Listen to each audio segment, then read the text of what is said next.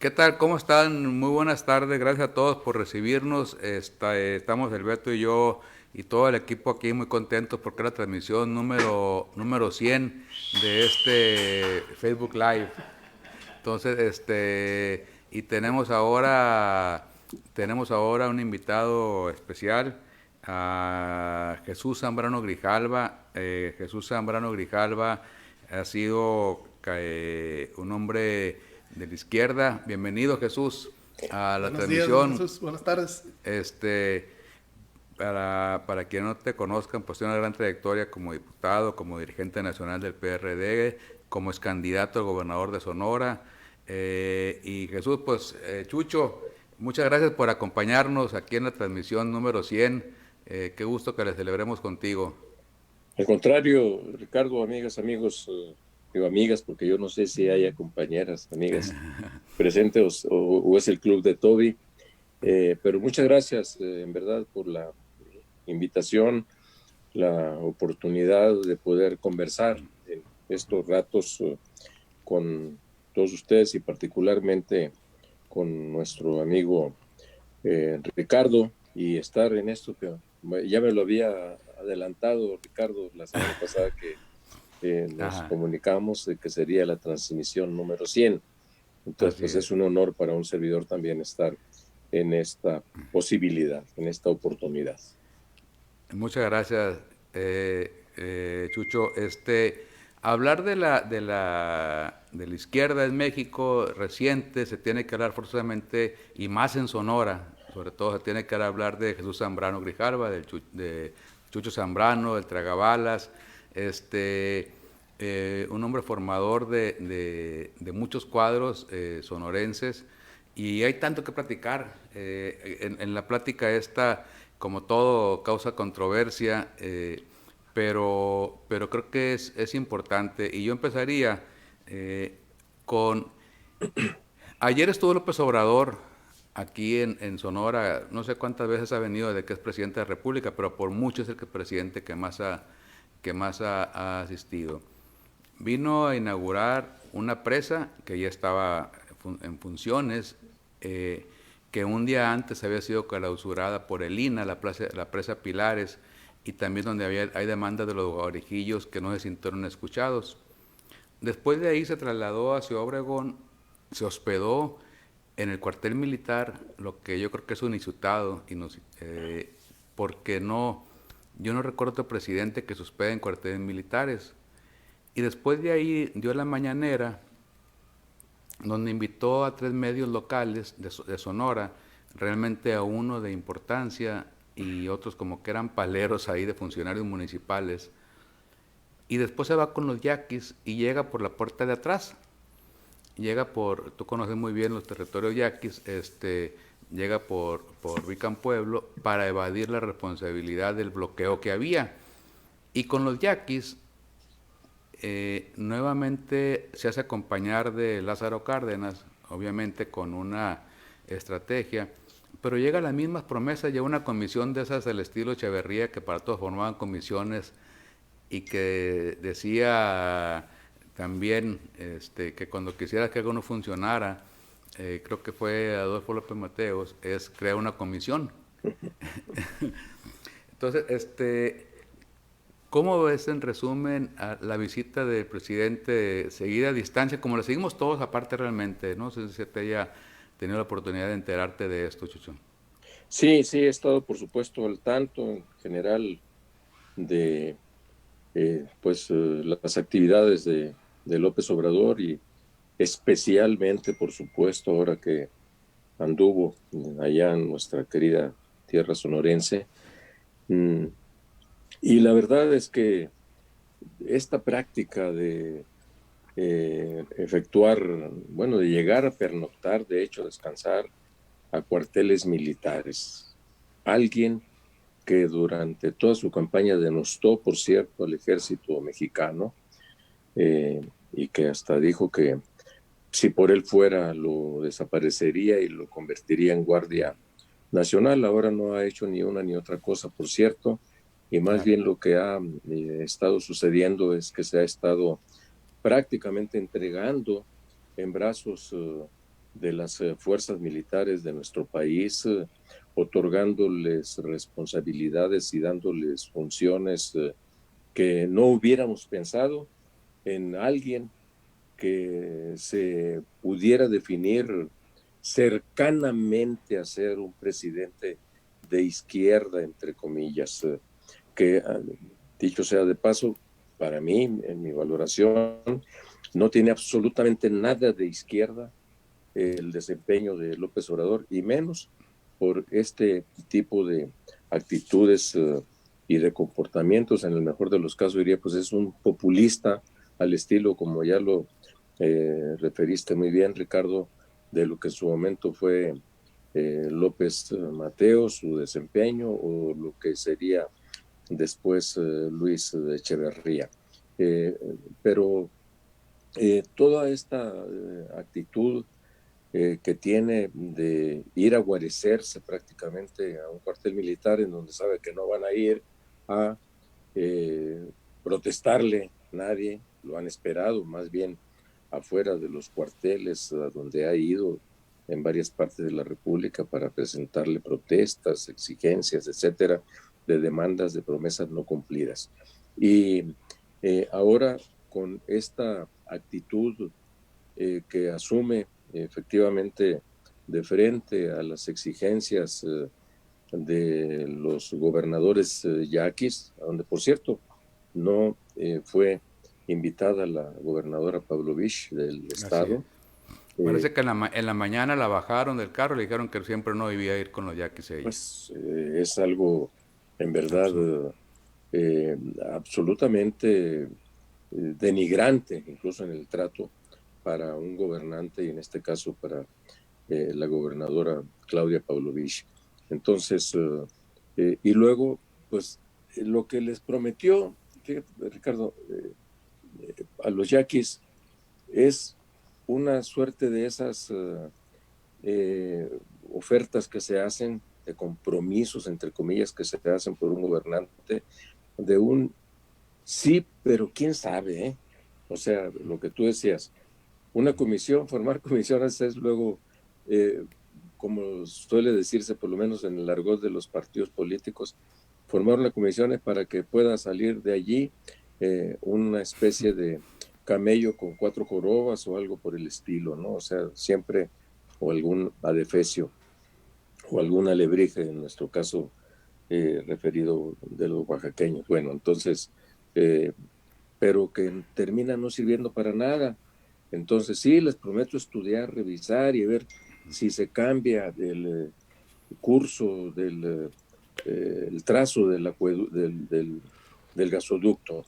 Eh, y, pero al mismo tiempo, este tipo de compromisos, de reacciones, de actitudes de López Obrador, es del mismo tipo, amigos Ricardo, que el que se dio en el caso de la cervecera en Mexicali, ¿no? En donde hay inversiones, hay contratos hechos, etcétera, y pudieron haberse obtenido como se quiera. Yo no voy a entrar a discutir eso, que si incluso falta agua en todo lo que son los mantos acuíferos del Valle de Mexicali como para montar una cervecera, pues también las cerveceras se han estado haciendo en las zonas y regiones en donde más cerveza se consume, el norte del Claro. país, Zacatecas, etcétera, ¿no? Eh, pero bueno, que obtuvieron con sobornos, oye, pues a ver, pues chingate a quien cometió ilícitos, funcionarios, lo que sea, pero de tener obras que están en curso, eso no habla de ninguna manera nada bien del respeto al Estado de Derecho, no hay seguridad jurídica. Ahora fue igualmente, estando en Sinaloa, allá en Totolobampo, con esta fábrica ahí De amoníaco. de amoníaco eh, para fertilizantes, y bueno, que se resuelva mediante consulta. Espérate, si las consultas realmente legales están normadas por la Constitución y por la ley, no las puede Claro. hacer a su capricho o a su libre albedrío cualquier individuo, así sea el presidente de la República, y ahora va allá con los yaquis a ver qué va a significar un posible cambio del trazo del gasoducto. Y no lo sé, no sé los términos en que los contratos para estos efectos se hicieron, los términos en que quedaron, un posible desvío del trazo del gasoducto, qué va a significar, cuántos miles de o millones, centenares o miles de millones de pesos va a significar en inversión, y luego lo que ya está invertido, quién lo va a pagar, etcétera. Todo esto es saber de veras, lamentable y preocupantemente, Ricardo, el presidente López Obrador sigue tratando con las patas los grandes temas, los más sensibles del país, porque va y efectivamente anda en una gira como si estuviera de candidato de nueva cuenta, a lo mejor sí, eh, y eh, este, pero no atiende los problemas del país, no los resuelve los problemas fundamentales del país, los de la economía. Veamos la situación en la que estamos, las cifras del día de ayer, otra vez del INEGI, en la inversión fija bruta, es aterradora, 38.4%, que no se veía desde hace 25 años, así una cifra de las características.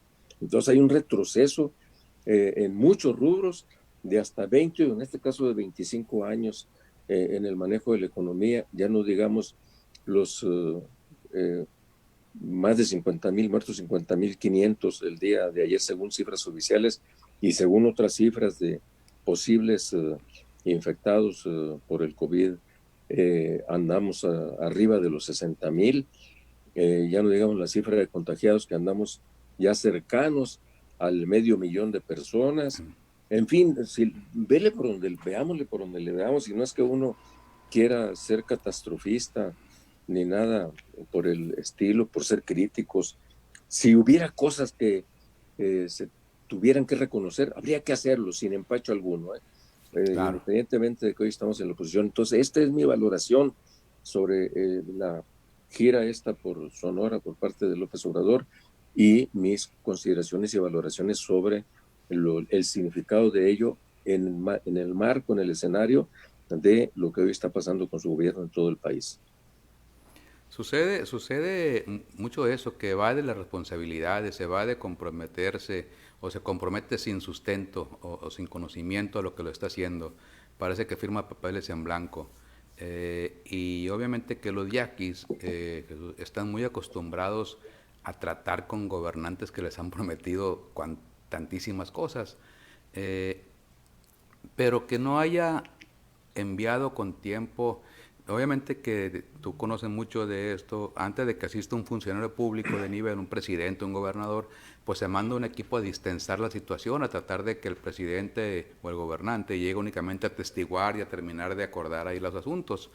Sin embargo, aquí fue un fracaso porque el mero día en que llega el presidente, bloquean la carretera. Entonces, el equipo que mandó de distensar, obviamente que no tuvo capacidad, ni tiene capacidad ni siquiera de eso, de establecer con gente necesitada una situación donde decir, vamos a abrir la carretera. Creo que también es una falta de operación política como nunca se había visto. Absolutamente de acuerdo contigo, Ricardo. Mm, Se suponía que el nuevo subsecretario de Gobernación, creo que Rabindranath Salazar, era Ujú. quien ya se había metido a ver estos temas, y según esto le habría eh, dicho a López Obrador, ya todo está bajo control, ¿eh? O sea, que Claro. diga que todo está bajo control, sin nada concreto con nuestros hermanos yaquis, los que conocemos cómo se Claro. dan estas cosas allí, sabemos que esto no se maneja de esa manera, o pretender pasar por encima del poder ejecutivo local, del gobierno del estado, Claro. sin que hubiera alguna coordinación, alguna operación política para eso, eh, pues es parte de las cosas que están sucediendo en un descuido, y hasta le echan la culpa de lo que pasó, de los bloqueos a la Claudia, pues, y a lo mejor hasta por eso la bajaron de la camioneta de la Corte Celestial. Entonces, eh, en verdad que es decepcionante, porque además del propio reclamo de los yaquis, el bloqueo por lo que están ellos reclamando, gasoducto y tierras que desde su perspectiva se las han usurpado, se las han quitado con artimañas, en fin, lo sabemos que es un complejísimo problema agrario en lo que son las zonas limítrofes del territorio yaqui, etcétera, y las características con las que se ocupan luego tierras que están en territorio, en fin. Pero además hubo protestas de Claro. otro tipo, por razones de salud, por la pandemia, de padres con hijos, niños con cáncer, que siguen sin dotarles de los medicamentos y de todo lo que se requiere para este tratamiento, como de muchos otros tratamientos, la diálisis, etcétera, eh, que han dejado de atenderse porque no hay recursos para eso, porque están viendo dónde chingados le quitan aquí, allá, acullá, hasta el sector salud, quitándole en un escenario tan complicado como el de la pandemia. ¿Para qué? O para mandarlo a ese hoyo sin fondo que es Pemex, o para seguirlo metiendo a la refinería de Dos Bocas, o a un Tren Maya cuestionado por los propios habitantes indígenas de la región del sureste del país, de la península, eh, o para destinarlo a programas asistenciales que tienen más corte y contenido electoral que otra cosa, y que igual son un barril sin fondo, como el de Jóvenes Construyendo el Futuro o Sembrando Vidas, etcétera.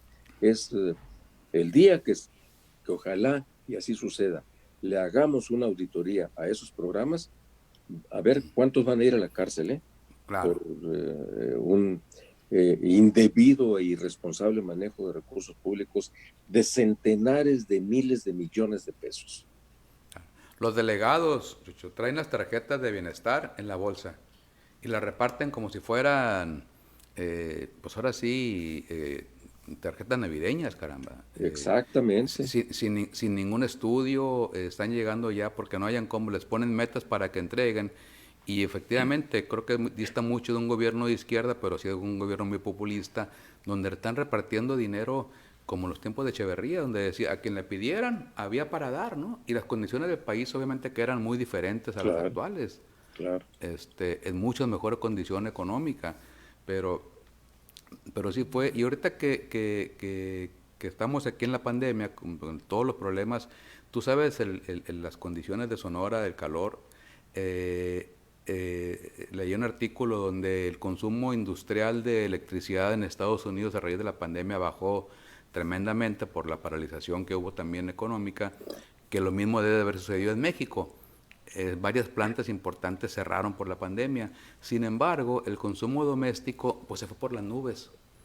Se fue por las Claro, nubes y esto obviamente que aquí en el bolsillo de los sonorenses es tremendo porque la gente no tiene para pagar la luz. Se han estado encerrados en sus casas en el puro verano, los niños conectados en la computadora, se jamando, o en la televisión futura, etcétera, donde no pueden salir. Ustedes votaron en contra de la reforma energética. Eh,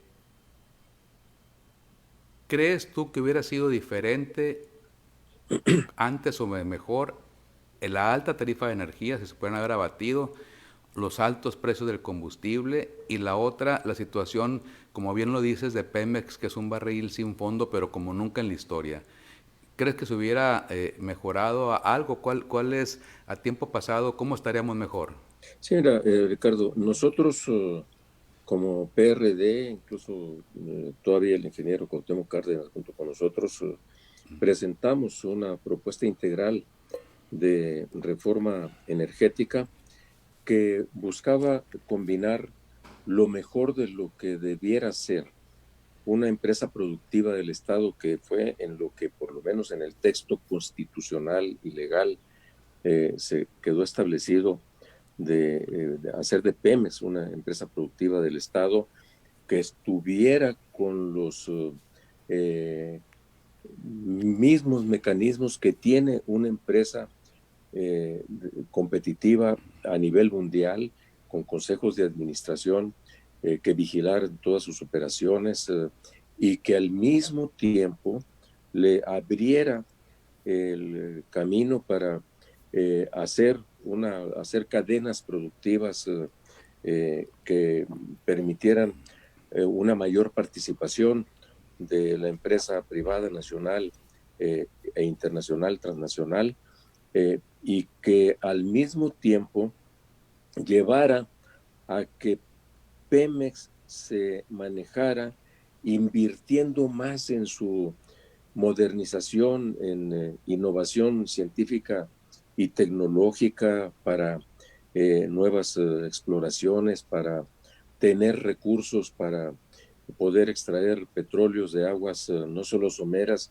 sino también de mayor profundidad, y que esto iba a pasar por quitarle la carga fiscal que Hacienda le impone a Pemex, que anda en ya cerca, debe andar alrededor del 50% del peso de todo lo que tiene que pagar Pemex, de lo que obtiene por sus ventas, eh, y que esto le permitiría, habíamos dicho nosotros, poder hacer con Pemex a la cabeza, perdón, una cadena virtuosa junto con la iniciativa privada, y al mismo tiempo entrar a esto que ya ahora es absolutamente innegable, la necesidad de la transición energética para empezar a invertir en energías limpias, en renovables, y que entráramos de lleno a ello, y que Pemex se convirtiera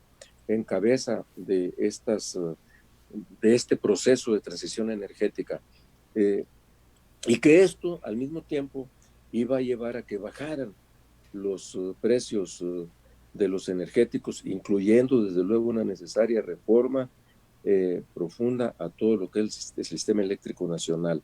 Yo estoy convencido de que si se hubiera hecho todo eso, hoy las cosas estarían diferentes. Pero resulta que prefirieron entrar en un esquema diferente por parte del gobierno, encabezado por Peña. Yo digo, a lo mejor para poder corresponder a compromisos obtenidos durante sus campañas anteriores. No tengo elementos probatorios para afirmarlo eh, así con contundencia, lo dejo solo como una posibilidad, pero hay razones que debieran explicar el por qué optaron por ello. Prefirieron irse por ahí sabiendo que el Pacto por México se podía romper y que había sido elemento esencial para la construcción de acuerdos, entre ellos la hacendaria y la de telecomunicaciones, entre muchas otras, unas 65 de las 95 firmadas originalmente, compromisos. Y entonces, eh, cuando, a pesar de todo eso, todavía se le pusieron nuevos impuestos a las gasolinas, a los combustibles. En el IEPS se aumentaron el impuesto especial sobre producción y servicios, y eso dijeron, es que va a ser pasajero el incremento de la gasolina y del diésel. Pues cuál, ya sabemos cómo son esas cosas, lo pasajero se queda como permanente, y ahí se han mantenido. Y ahora López Obrador, que tiene en sus manos la posibilidad de ver qué reformas podrían hacerse para posibilitar una reorientación de lo que fue la energética, ni siquiera para bajar los impuestos especiales a las gasolinas, ni siquiera en eso, que esa puede ser facultad directa, exclusiva de él, o una iniciativa de ley especial mandada a la Cámara de Diputados, ni siquiera esa se ha atrevido a hacerlo. Todavía peor, el remedio que le encontró a la enfermedad, por decirlo así, fue el 2022, después del referéndum, sobre la revocación de mandato, voy a ver si envío una iniciativa para reformar la reforma, para reformar todo lo que hay en el marco jurídico sobre energéticos. Oye, puta, lo dices hoy en medio de esta situación económica en la que estamos, cuando para él la reforma energética fue simplemente, supuestamente, meter a empresas privadas, especialmente transnacionales, a la exploración y producción de petróleo, y no todo lo que significaba una modernización integral de Pemex, incluyendo esto de ponerse a la cabeza sobre la transición energética. No, pues se ha puesto a condenar el propio López Claro, Obrador las energías renovables. limpias. Ahí lo vimos cuando anduvo allá en la Rumorosa, ya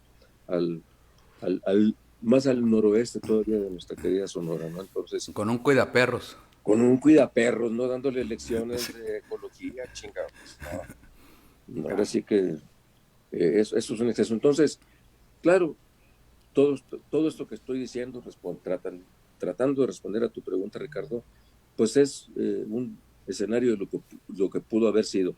Pero hay cosas que sí podrían hacerse, como esta que estoy diciendo, y que López Obrador no lo ha hecho, porque mencionando el asunto de los barriles sin fondo, Pemex hoy no aporta, sino que se come El más de presupuesto. lo que aporta, y luego al mismo tiempo está aumentando la masa de pobres. Ya tenemos unos 15 millones más de gente pobre, según el propio INEGI y el Coneval. La pobreza anda rondando alrededor del 65 millones de personas, es decir, como el 55% de la población, como resultado de todo lo que está pasando. Y entonces no va a haber dinero que alcance para los programas asistenciales. Imposible. Imposible. Lo que tiene que hacerse es invertirle para reactivar la Claro. economía, para evitar que siga cayendo más el país y reactivar, por lo tanto, un poco el empleo y el ingreso eh, pasajeramente eh, este, con seguros de desempleos, como lo está haciendo Estados Unidos y lo están haciendo ya otros países del Claro. mundo. Pero López Obrador es ni más, no. Eso es sinónimo de rescate, como cuando se dio lo del Fobaproa. Espérate, no le terminas de entender, no seas pendejo, habría que decirle al Claro. presidente, no es verdad que sean esquemas similares al del Fobaproa. Claro. Sin lugar a dudas, el FOAPROA fue hecho viendo la parte fundamental, porque fue a causa de malas políticas gubernamentales que llevaron al deterioro económico.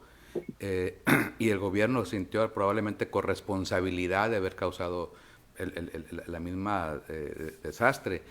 Pero aquí el caso del presidente López Obrador no, tiene la excepción de que ni siquiera es él el creador. Bueno, en parte sí puede ser muy responsable de no haber tomado las medidas adecuadas, como lo está haciendo, eh, eh, y, pero es una cuestión mundial que podría haber aprovechado para decir, bueno, vamos a facilitar la economía y echar a volar la economía nacional, que es una proveedora natural de empleos, y se puede emplear un programa un programa extraordinario del presidente Salinas, que tuvo muchos errores, pero fue la generación de empleo temporal, donde los gobiernos, Pues sí. municipios y todos generábamos empleo realmente con recursos federales. Y ahora es cortarle todas las vías a esto. No tiene más que un sentido muy populista, ¿no? O Así es. decir, no quiero cometer ningún posible error del pasado. Pues sí, en ese sentido, fíjate, ¿no?, lo que es su contradicción. Él dice, no quiero cometer errores del pasado y sigue en muchísimas decisiones que toma mirando al pasado, Claro. queriendo repetir lo que ya hoy es inviable y que está demostrando que no está generando eh, los eh, resultados que se piensa que podrían lograrse, ¿no? Oye, pues el programa de jóvenes construyendo el futuro, que reciben un ingreso por supuestamente capacitación en empresas, en realidad resultó de imponérselos a las empresas, a Claro. los empresarios.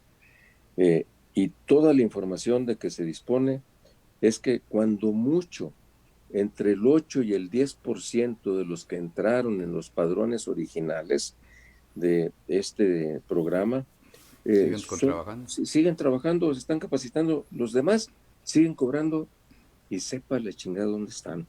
Esa es la Claro, verdad. claro. Porque aparte hay muchas empresas cerradas por la situación económica Además, nuevamente. además, Entonces, sería mayor responsabilidad vigilar dónde están, pero como te digo, es literal, Chucho, están entregando las tarjetas como si fueran barajas. Ahora, tú tienes mucho más tiempo militando en la izquierda, tú eres realmente de izquierda que el presidente López Obrador. Pero el presidente López Obrador empezó a militar en el PRD y tú ya estabas ahí en el PRD. ¿Cuál es la gran diferencia de cuando gobernó la Ciudad de México como militante del PRD, ahora que gobierna todo el país? ¿Se quedó acostumbrado a gobernar la mayor parte, la ciudad más grande de México, pero hasta ahí? ¿O pensó que todo lo iba a resolver igual? yo creo que sí, en parte, Ricardo, pero también recordemos que pues era un gobierno, por más importante que es la Ciudad de México, eh, políticamente con mucho, pues sigue siendo el centro de la vida política del país. Eh, pero siendo gobernante de la ciudad, que yo digo que tomó decisiones muy importantes, positivas, que era una relación de mucha comunicación y coordinación y acuerdo con el sector privado, que hubo toda la reconstrucción del centro histórico de la ciudad y la reconstrucción y Los segundos pisos. construcción y modernización de la ciudad, los segundos pisos, entre ellos para las vías de comunicación internas y metropolitanas, al mismo tiempo también todo lo que fue la activación del centro de servicios y turismo desde el centro histórico y todo lo de reforma, Paseo de la Reforma hasta allá, el Auditorio Nacional, al poniente de la ciudad, y lo hizo en una coordinación con los sectores empresariales, productivos de la capital. Les dio mucha confianza, tenía con qué sufragar al mismo tiempo también gastos de programas sociales importantes que empezaron a echarse, pero tenía López Obrador un tope que mal entendido arriba por Fox le terminó dándole más aire a sus aspiraciones presidenciales, pero tenía alguien arriba que le decía, hey, espérate, y ahí se le ocurrió la tontería a Vicente Fox, de lo del Claro. fuero, el desafuero, este, pero López Obrador tenía un límite y tenía por otra parte también, ciertamente, al PRD con el que tuvo muchos momentos de tirantez, a tal grado que, por ejemplo, cuando él tomó la decisión de instalar el plantón en el Zócalo y de prácticamente partir a la mitad de la Ciudad de México con la toma de todo el centro histórico y el Paseo de la Reforma, quebrarla en dos, nosotros le dijimos que no estábamos de acuerdo, y ahí empezó, también hay que decirlo así, la separación en 2006 de López Obrador con nosotros, con el PRD, por eso ya en el 2000, luego se metió él a seguir trabajando lo de Morena, y en el 2009 ya participó apoyando candidaturas del PT como al Juanito en Iztapalapa, aquella Claro. vergüenza electoral, político electoral, y entonces ahí empezó a gestarse, yo creo, eh, un, en muchos sentidos, lo que Andrés Manuel, eh, de lo que de Andrés Manuel estamos viendo el día de hoy. Es decir, un López Obrador al que luego se le olvidó a la gente y a muchos que votarían por él después en el 2018, que mandó al diablo las instituciones. Hoy lo está queriendo hacer, lo está haciendo en muchos sentidos, nada más que desde la presidencia de la República.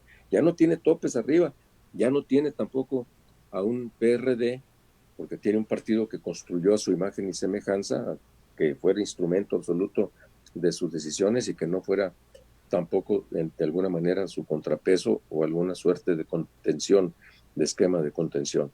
Entonces, eh, nosotros lo vimos muy claramente ya después del 2012, cuando rompió él con el PRD, en definitiva, se metió a construir Morena, eh, y que nosotros dijimos en absoluto ninguna posibilidad de confluencia con López Obrador para posibles nuevas candidaturas, porque, y lo advertimos ya en las campañas del 2018, cuando nos preguntaban, por cierto, muchos amigos del sector empresarial, del Consejo Coordinador Empresarial que nos invitaron a platicar, les dijimos, no se equivoquen, Andrés Manuel puede venir a platicar con ustedes, se los dije yo personalmente, antes de que Andrés Manuel fuera a hablar con ellos, se los dije después de que había de hablar con ellos, no se equivoquen. López Obrador les va a dorar la píldora, les está dorando la píldora y luego los va a engañar, les va a dar una patada en el trasero y va a imponerles sus decisiones. Después de que sucedió lo del aeropuerto, de la clausura, sin ser presidente de la República, pero Claro. pues anunció la clausura del aeropuerto de Texcoco, que hoy estamos pagando entre 200 y 300 mil millones de pesos por esa decisión, a costa del erario público, el dinero de la gente. Pero cuando estaba tomando esa decisión, recuerdo que varios amigos del Consejo Coordinador Empresarial me dijeron, oye, Chucho, chingado, ¿qué razón tenías? Y no quisimos entender, muchos no quisieron entender. Tenías toda razón. Eh, este cabrón nos engañó y hoy está generando más problemas que los que había en el país. Bueno, pues porque se siente llamado por la historia a hacer los grandes cambios del país. A lo mejor ahora que estuvo con los yaquis, pues se llevó a Lázaro Cárdenas ahí porque sintió, a lo mejor que Claro. estaba otra vez pensando en un nuevo reparto de tierras, sintiéndose el general Lázaro Cárdenas como presidente de la República, y por eso lo tiene como uno de sus íconos en sus logos oficiales, ¿no? Él piensa que está llamado por la inercia misma de la vida nacional a ser un gran hombre que trasciende el momento que se vive y que lo va a registrar la historia per secula seculorum, para siempre.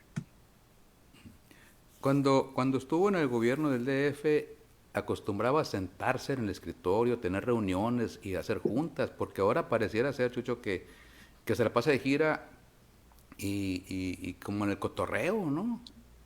Este, es lo que más le gusta, sigue en campaña o está preparando la campaña. Aquí, Alfonso Durazo, cuando fue la matanza de Bavispe, su tierra, Ajá. no lo trajo, trajo al canciller, trajo a Marcelo Ebrard a platicar con la familia Levarón y no trajo a Alfonso Durazo. Y ahora que viene con los yaquis lo trae. Entonces todo parece indicar y luego le pega una medio salvadona ahí a Ana Guevara a las preguntas que le hacen. Entonces como que todo se le resbala al presidente. Si anda en gira promoviendo todo lo que suene a él entonces. Yo no tengo ninguna duda, Ricardo, en que el presidente lo que está haciendo, y con esto mismo que tú decías de las tarjetitas que traen acá en los bolsos hinchados de las camisas, entregándolas como si fueran regalos del presidente, que están trabajando todo para tratar de mantener una mayoría electoral el próximo año, no perder la correlación de fuerzas que hoy tienen favorables en la Cámara de Diputados y desde luego ganar nuevos espacios locales, varias de las, si no es que todas le van a apostar a hacerlo, de las 15 gubernaturas que estarán en juego el próximo año y las presidencias municipales, por lo menos las más importantes, y los congresos locales de los estados. Entonces, él está en campaña y luego dice, bueno, y si nos va bien el 21, pues ya chingué para el 22, nos vamos Claro. la revocación de mandato y el 22 si llegara a suceder todo esto, estoy hablando de su lógica, de sus pretensiones, si llegara a suceder todo esto, el 22 ganando la revocación del Revocación. mandato, entonces dirá el 23 o todavía en los tiempos constitucionales para reformas, dirá, bueno, o le empezarán a decir desde fuera, la sociedad, la mayoría del pueblo bueno, le empezará a decir, empezarán a surgir voces que le digan, oiga, presidente, debiera seguir. Te Es que necesitamos. 6 años no han sido suficientes y entonces lo queremos, ¿no? No Claro. está solo, no está solo. Entonces, y que se lance a buscar su prórroga de mandato es también una práctica muy propia de los gobiernos populistas que hoy estamos viendo en distintas partes del mundo. Bueno, hasta Trump, Claro. que muchos se parecen, nos está diciendo, oigan, pues vamos a tener que piensen Pate- en posponer las elecciones, ¿no? Pues siente que va para abajo, a ver, a ver, claro, a ver si mejoro de aquí a, a donde patee el bote, no donde caiga, ¿no? hasta donde caiga. Entonces, López Obrador así anda y por eso a él todo se le resbala porque él es incorruptible, él nunca se equivoca, él está tomando las decisiones adecuadas, él es un hombre que cruza el pantano y su plumaje no se mancha, como lo he dicho reiteradamente. Entonces, ¿quiénes son los responsables? Pues otros pendejos, pero yo no, ¿no? Y entonces, eh, pero como yo lo decía en un programa que comentábamos la semana pasada, Ricardo, en una entrevista que me hizo Loret de Mola para Latinos, decía, bueno, entonces, pues, exhibiendo todo lo que esté diciendo en el circo de Lozoya, Claro. dosificando los actos de corrupción reales, presuntos, etcétera, o no, exhibiendo a unos de acá del PRI, a otros de allá del PAN, a otros, etcétera, eh, este, y luego con estos programas sociales, con las tarjetitas para el bienestar, etcétera, entonces pues, van a asegurar ya la mayoría, entonces puta, ya no, las posibilidades de ganarle están cerradas, no hay oposición que se esté juntando, etcétera.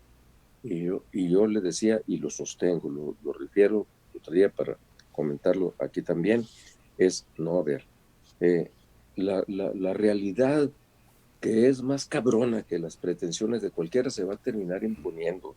No va a haber Claro. dinero que alcance para sostener los volúmenes de nuevos pobres, porque además no solo el que ya estaba ingresando, sino que como tú bien lo has referido aquí, Ricardo, eh, con empresas que han cerrado, que han despedido millones de trabajadores, ya casi más de medio millón y medio, y otros 15 millones que no están recibiendo, que seguramente vienen, que no están recibiendo ingresos, que seguramente son resultados de las micros y pequeñas y algunas medianas empresas, pues entonces, ¿cómo va a seguir alimentando la esperanza o cómo va a posibilitar la compra de votos para lograr esas mayorías? Claro, eh, digámoslo así, su opuesto tendrá que ser la capacidad que tengamos, como lo platicamos en aquel muy importante desayuno que tuvimos ahí en Obregón hace algunos meses. Si nosotros dejamos que López Obrador juegue el tablero político del 2021 a su antojo, sin crear eh, esquemas, escenarios de convergencias, de coincidencias, de acuerdos para sumar esfuerzos entre quienes compartimos desde partidos políticos, desde la sociedad civil, como es tu caso, de sectores empresariales diversos, etcétera, pero que compartimos la preocupación por lo que está pasando en el país, entendemos la necesidad de modificar esta correlación de fuerzas y evitar que continuemos en el tobogán del deterioro, entonces otra cosa podrá suceder, pero ahí ya también va a ser el resultado de nuestras propias capacidades, de lo que nos dé la responsabilidad y la inteligencia para poder construir esto. Si no, pues López Obrador podrá irse y seguir haciendo lo que está Lo que haciendo quiera. sin límites y se acabó. Claro. La realidad es que se tiene que pensar en una alianza por la nación, realmente, en establecer un compromiso. Y hay movimientos que han surgido que son desestimados. Yo en lo particular no creo en que se pueda exigir la salida del presidente. Sin embargo, sí creo que debe de haber una unidad social que se deje ver, y la única manera de dejarse ver es votando el 21 por algo que le haga un contrapeso. Independientemente de los partidos políticos, sino que los partidos políticos que puedan hacer una alianza social nacional y decir vamos a enfrentar algo como esto. Sin embargo, él se está vacunando diciendo quieren venir todos contra mí. Pues sí, es verdad. Y, y yo creo que eh, va a ser indiscutiblemente parte de su discurso para tratar de desarmar y desactivar a la oposición, pero también, pues que no nos asuste, es decir, hay compañeros, yo les he escuchado a no pocos del PRD que dicen, oye, Zambrano, es que no hay que ser tan duros en las críticas, hay que ver en qué podemos coincidir o no. Le digo, oye, puta, pues, como diría mi mamá, Dios quiera que encontremos algo Ya, que nos ayude a coincidir con este individuo, pero pues hasta ahorita no lo encuentro en cosas importantes, esenciales para la vida del país, y que no nos ruborice, ni mucho menos nos atemorice, que no nos tiemblen las corvas, como decimos allá, este, para decir, a ver, están construyendo un frente opositor, sí, sí estamos construyendo un frente, como tú bien lo dices y me lo decías así en aquel desayuno que ahorita refería, por la nación, por el país. Lo claro, estamos haciendo y vale la pena. Y que no nos claro. dé miedo que nos cataloguen así. Hay que establecer un programa mínimo, básico de 10, 15 puntos. Hay esfuerzo ya trabajándose en esta línea, en esta perspectiva que espero que pronto empiecen a conocerse, a circular. Y hay que juntarnos los que estemos dispuestos a eso, a cumplirlo, a ir a defender a las cámaras, a las representaciones populares que se obtengan como resultado de la elección, y que no tengamos cola que nos pisen para que no nos hagan cambiar ni de bando, ni tampoco de sentido del voto nuestro, del voto de Ya, quienes vayan a la Cámara, digo ya. nuestro en términos de un frente amplio por el país, por la democracia, por la república, por las libertades, por el respeto al Estado de Derecho, por todo lo que significa posibilitar una reactivación de la economía eh, con, eh, eh, con alto contenido social, ¿no? Como están sucediendo cosas paradójicas además, y qué bueno, porque en una situación extraordinaria como la que vive México, hay que también tomar medidas, decisiones y medidas extraordinarias, más allá de lo ordinario. Pues hoy, decía paradójicamente, es el sector empresarial el que propone una reforma al sistema de pensiones del país. Es la Coparmex la que lanza un llamado para un programa nacional de emergencia económica con el que nosotros, desde esta izquierda democrática de la que forma parte el PRD y de la que yo digo que pertenezco con orgullo y con satisfacción, estamos convencidos de que eso que está hoy proponiendo el sector empresarial es lo que debe hacerse. López Obrador ha dicho no, de ninguna manera. ¿Por qué? Porque no está dentro del esquema que él pueda controlar, porque no le Claro. sirve como instrumento electoral para el 2021 y al mismo tiempo pensando para el 2024. Pues quienes estemos de acuerdo en eso, hay que agruparnos, Ricardo, amigos, Por supuesto. en una decisión de este tipo. Y aparte, yo creo que la visión del sector empresarial y de muchos grupos están viendo futuro, Chucho, o estamos viendo futuro, porque cuando esa máquina para regalar dinero se acabe y truene, entonces viene el gran estallamiento social, como ha sucedido en todos los países, donde dicen, a ver, a mí ya me estuviste dando durante años, quiero que me sigas dando. Y Así es. obviamente que eso va chupando toda la ubre de todas las organizaciones productivas del país hasta que se convierte el único fin en darle dinero a la gente. Y cuando no haya, viene el gran distanciamiento social y que termina por lo regular en conflictos armados. Yo creo que esa es la visión que tenemos que ponernos, no en el 24, en el Ya, 35, de repente se va a dar una situación como esta si lo permitimos. Ahora, tú formaste parte de un grupo armado de la izquierda, precisamente por un distanciamiento social, pero ahí no se había entregado de dinero, ahí no se habían entregado derechos y representatividad. Platícanos, y mucha gente conoce la leyenda del tragabalas, pero pues qué mejor que la platiques tú. sí, sí, Ricardo, mira, por supuesto, y alguna vez, por cierto, en una entrevista, allá en el 97 fui por primera vez candidato al gobierno del estado de Sonora, Ujú.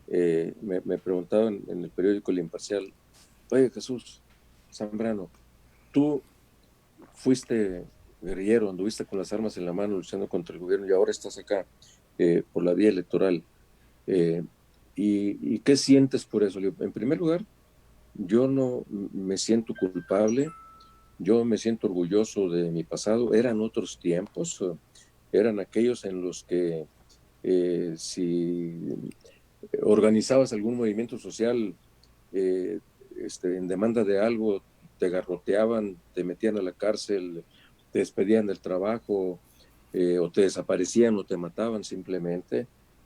Ahí están las reacciones que hubo del gobierno de Díaz Ordaz contra los jóvenes en el movimiento estudiantil del 68 en Tlatelolco, o recién inaugurándose el gobierno de Echeverría el jueves de Corpus, el 10 de junio de Claro. 1971, y muchas otras acciones que para los jóvenes de aquel entonces dijeron, pues no hay de otra más que el camino de las armas. Ya habían empezado a surgir guerrillas en distintas partes del país, particularmente en Guerrero, con Genaro Vázquez y Lucio Cabañas, y entonces se convirtieron en leyendas, en fin. Y hay que decir, éramos parte de un movimiento generacional de finales de los 60, principios de los 70, Mundial. que no se dio solamente, exacto, no se dio solamente en México, sino fue mundial. Y entonces, porque muchas cosas estaban pasando. Para esas alturas ya prácticamente México empezaba a ser un país a ser predominantemente urbano, que propiamente rural, la masificación de la educación superior, la incursión de las mujeres más activamente a las actividades productivas, en fin, muchas cosas que empezaron a pasar y que el gobierno no entendió que había que cambiar su lógica de trato con la sociedad. Y entonces, bueno, nosotros dijimos, la vía de las armas, y en el marco de eso, yo formé parte de la Liga Comunista 23 de septiembre, y que allá en 1974, en enero, el 16 de enero, eh, protagonizamos una acción que provocó un ruido nacional por prácticamente la toma de Culiacán, los valles, etcétera, eh, pensando que estábamos haciendo, pues ahora sí que la revolución que se requería en el país. Después de eso, pues en medio de una persecución que se desató contra quienes protagonizábamos esos movimientos, fuimos cercados, delatados por otras personas que habían detenido antes en un operativo policíaco, y que nos llevaron a la policía a una casa donde vivíamos, unos 3 compañeros. En ese momento nos encontrábamos 2, nos cercaron. Ahí cuando nos dimos cuenta, pues ya estábamos cercados, y entonces hubo intercambio de balazos, particularmente mío con un policía judicial. Y cuando ya estábamos detenidos, porque cuando empezaron a darse los primeros balazos, la lluvia de balas, porque estábamos cercados desde las Ajá. azoteas de las casas vecinas, etcétera, absolutamente cercados, no había posibilidad de escapatoria. Y el otro compañero con el que estaba en ese momento me dijo, oye, ¿qué hacemos?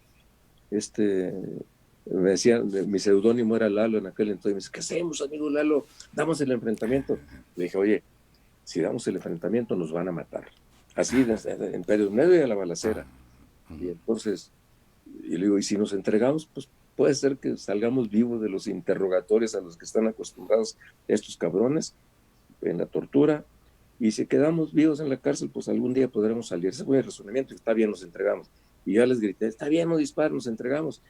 Y en eso, pues ya entran un par de los policías, uno de ellos al que yo le había disparado, con el que había tenido el cambio de lazos.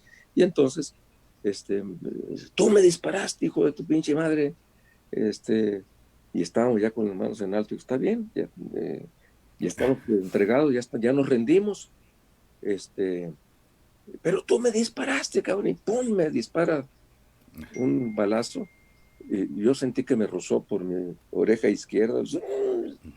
Y entonces los que estaban afuera, rodeando en el cerco policíaco militar, dijeron, puta, ya se desataron los balazos adentro, y empezaron a soltar otra vez balas sobre la casa. Y en medio de la balacera, pues yo le dije, no dispares, cabrón, pues ya nos rendimos, ya nos entregamos, así, como ahorita estoy hablando aquí. Y en eso, ¡pras!, me suelto otro balazo y me entra por la boca. Yo estaba gritando, me quiebra la mandíbula acá, me chinga toda la dentadura acá, me quiebra la mandíbula y me sale aquí, a unos milímetros de la yugular. Y de ahí vino la leyenda del tragabalas. Caímos a la cárcel, estuve 2 años en la cárcel, luego una suerte de amnistía local en Sinaloa. Algún tiempo todavía seguimos después de salir, anduvimos ahí haciendo intentos de actividades del mismo tipo, pero inmediatamente nos dimos cuenta y coincidimos con otros compañeros que habían andado también en armas en el país, que ese no era el camino. Y hicimos un congreso de 12, 14 delegados de distintas partes del país en una sierra, en una cueva de una sierra de Hidalgo. Estaba terminando, por cierto, el día que estaba dando su último informe presidencial, Luis Echeverría, el 1 de septiembre del 76, estábamos bajando de la sierra. Allí habíamos decidido dejar las armas. Este no es el camino, entonces. México no está maduro para nada de esto, y hay que meternos a buscar, transformar, cambiar el país, pero por vías civilizadas, democráticas, pacíficas, y a buscarle, a ver cómo. Y bueno, resultado de eso, pues aquí andamos. A mí, cuando me pegaron el balazo, oía que los judiciales que decían, ese cabrón se va a morir, no va a amanecer, ¿no? Y afortunadamente, ahora sí que me rodó bien la canica, como dicen, y entonces hice posible que amaneciera mi madre, mi familia conmigo en Culiacán, que era donde estábamos, y ya ellos me cuidaron y no dejaron que me muriera. Y yo dije, si no me pegó la bala en una cosa, en un órgano vital, yo voy a vivir. Esa fue mi decisión, yo voy a vivir. Y entonces, pues aquí seguimos, mi querido Ricardo. Qué Pero bueno, yo. esa es la historia, es de leyenda. Beto. Fíjate, pues si me permiten, hemos tenido muy, muy interesante la charla, por lo mismo no los había querido interrumpir, pero ha sido una transmisión de muchas participación, muchas felicitaciones por ser la número 100, pero también muchos agradecimientos, Ricardo, por la invitación de Jesús Zambrano. Le envían muchos saludos de diferentes partes del estado, Nahum Acosta de Agua Prieta, desde Empalme, San Luis Río Colorado, Hermosillo, Nogales, Cajeme, Guatabampo, ni se diga, muchas personas impresionadas con los comentarios, con los conceptos y coincidiendo con ellos. De igual manera, preguntas aquí. Ernesto Duarte, comenta, ¿qué opina de las declaraciones del secretario Toledo respecto a la 4T y el presidente? ¿Serán ciertas o solo producto de un berrinche por no poder hacer su plan de trabajo al existir colaboradores más cercanos al presidente? Pues parece que realmente que es sorprendente la reacción esta tan dura que conocimos de Toledo, del secretario de Semarnat, tratando de contestar lo que pregunta Ernesto Duarte. Sin duda, no se ha desmentido y creo que son ciertas, porque Víctor Toledo, además, es de los radicales dentro del gabinete, pero de los que se cree de veras el discurso radical de la 4T, de los fundamentalistas, pues diría yo.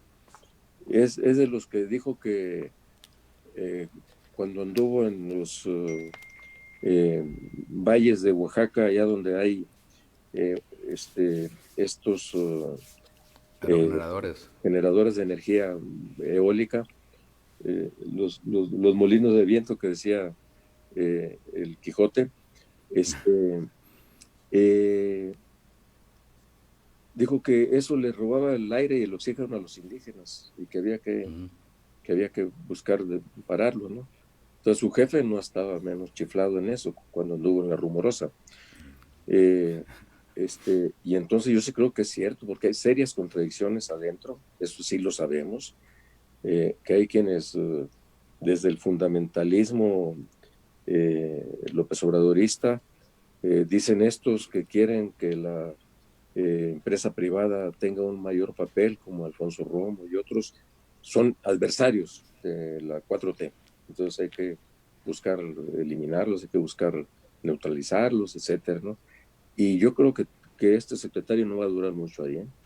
Yo creo que no porque ya se quiere ir, sino porque estoy casi seguro que lo van a correr. Es un hombre vengativo, López Obrador, por lo que se ve, ¿no? Absolutamente. Él es Dios, cabrón. Pues los santos, como diría el Chalino Sánchez, estando bien con Dios, valen un cero a la izquierda. Fíjate, también comentan, Jesús acaba de mencionar que el presidente se siente incorruptible.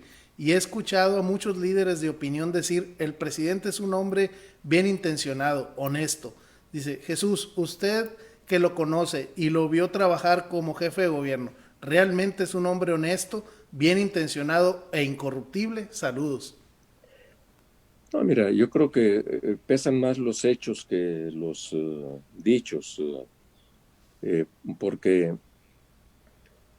mucho se dijo que en lo que habían sido las obras del segundo piso, de los segundos pisos en la Ciudad de México, cuando él fue jefe de gobierno, estaban llenos de cosas oscuras.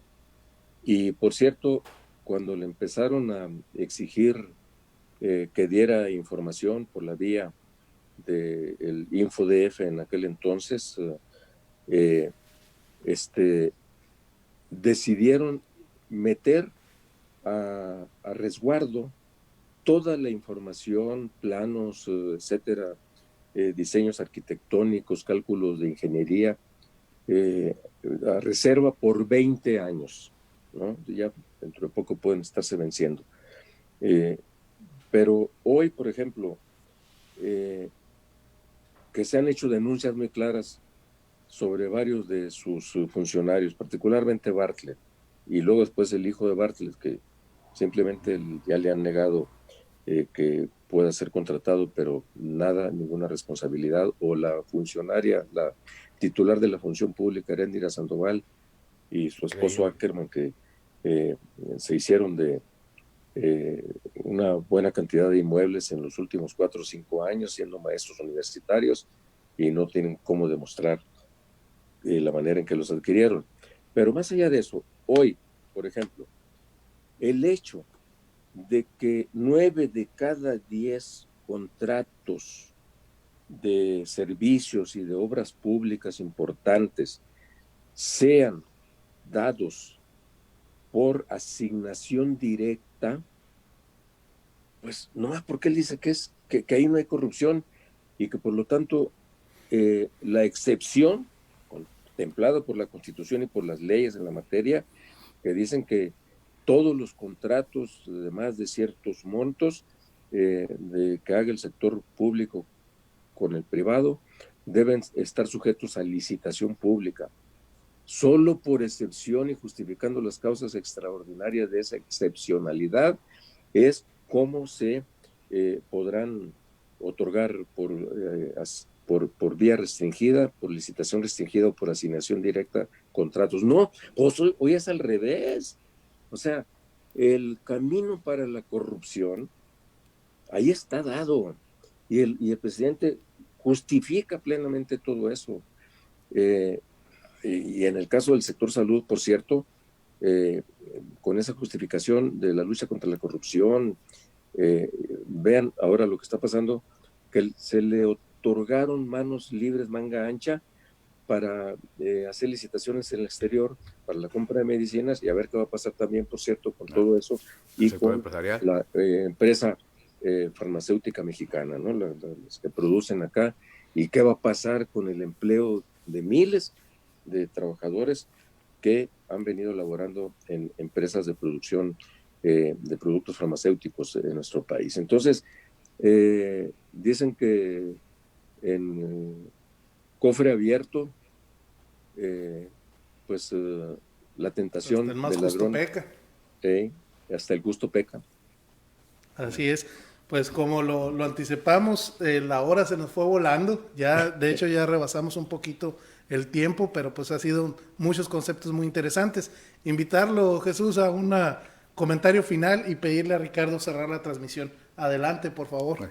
Pues yo agradecerles, amigos, particularmente a Ricardo, esta invitación, con muy buen sabor de boca por la conversación, desde luego en esta número 100, y desde luego un saludo afectuoso a quienes siguieron esta conversación en esta red de relaciones y de amigos que ha ido tejiendo Ricardo. Gracias por los comentarios y por las preguntas, y desde luego decirle a Ricardo, amigo paisano, no bajemos la guardia, hay que seguirle echando para adelante.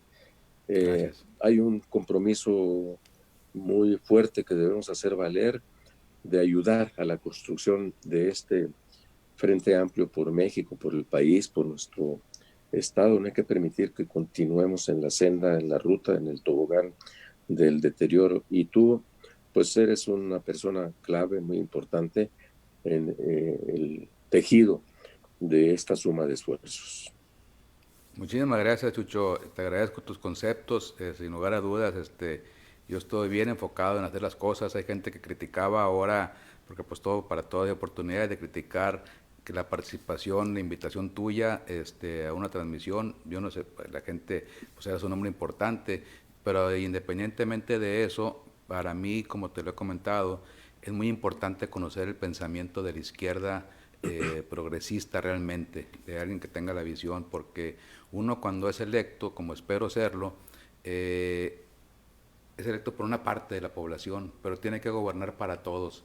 Y uno no puede, y te lo he comentado, siendo de una ideología diferente, lo único que puede hacer es acercarse a gente que piensa diferente para poder enriquecer el quehacer público y social. Y quien no lo vea así va a seguir ocasionando gran diferencia permanentemente en nuestro estado y en nuestro país, hasta que nos lleve a una distensión tremenda, a la cual debemos de evitar todos. Te agradezco sinceramente, y siempre a tus órdenes. Vamos a echarle muchos chingazos a esto para salir adelante. Magnífico, muy bien. Un abrazote. Un abrazo, que esté muy bien. Muchas gracias. Gracias. Y pues tenemos la transmisión el lunes. El lunes tenemos el resumen. El resumen de la semana. Por aquí nos vemos. Gracias. Hasta luego.